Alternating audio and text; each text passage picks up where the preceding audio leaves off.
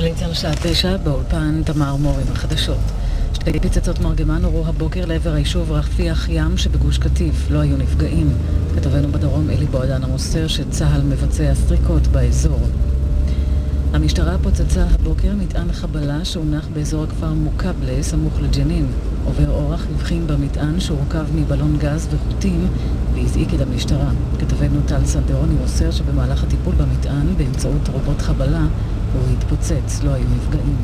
כוחות הביטחון סורקים את האזור מחשש למטענים נוספים. מערכת הביטחון חוקרת מי הניח אמש את מטען הנפץ בכביש ירושלים תל אביב כ100 מטרים לפני סיבוב מוצא. המטען נוטרל בלא פגע.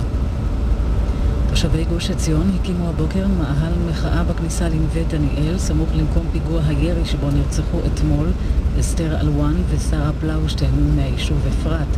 מסע ההלוויה של אסתר אלואן יצא בשעה 11:30 לפני הצהריים מגבעת הזית שבאפרת לבית העלמין בכפר עציון. טרם נקבע מועד הלווייתה של שרה בלאושטיין. גבר בן 34 נהרג הבוקר כשהתנגש עם מכוניתו באוטובוס בצומת הולץ בחולון. כתבנו לענייני משטרה ניר שחק מוסר שהנהג סטה עם המכונית מנתיב הנסיעה והתנגש באוטובוס דן שחנה בצד הדרך. צוות מגן דוד אדום שהגיע למקום קבע את מותו. קונצרן קור דיווח הבוקר על הפסד ענק של 960 מיליון שקלים ברבעון הראשון של השנה. זאת לעומת רווח של 350 מיליון שקלים בתקופה המקבילה אשתקד. ההפסדים נובעים מהתוצאות הגרועות של חברת הבת ECI שגרמו לחברת קור נזק שלילי של יותר מ-600 מיליון שקלים. כתבנו לענייני כלכלה גל אלון מציין שהתוצאות העסקיות של קור אמורות להשפיע לשלילה על הדוחות הכספיים של בנק הפועלים המחזיק ב-20% ממניות קור. חברת בזק הרוויחה ברבעון הראשון של השנה 71 מיליון שקלים, ירידה של כ-30% ברווח לעומת התקופה המקבילה אשתקד. כתבנו עמית סגל מוסר שהירידה מוסברת בהפסדי חברות הבת וחברת שידורי הטלוויזיה בלוויין יס.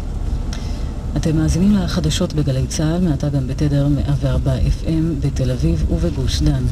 התחזית בהיר דמונן חלקית, אלה מידות החום המרביות החזויות להיום. ברמת הגולן, בגליל ובירושלים עד 25 מעלות, בחיפה ובתל אביב עד 26, בבאר שבע עד 27 ובאילת עד 37 מעלות בצהריים. עדכון תנועה מאולפן גלגלץ, כביש ירושלים תל אביב עמוס ממחלף בן שמן דרך מחלף גנות לכיוון מחלף קיבוץ גלויות, כביש אשדוד תל אביב עמוס ממחלף חולות עד מחלף גנות, כביש מספר 5 עמוס מכיוון מחלף ירקון דרך מחלף מורשה עד מחלף גלילות.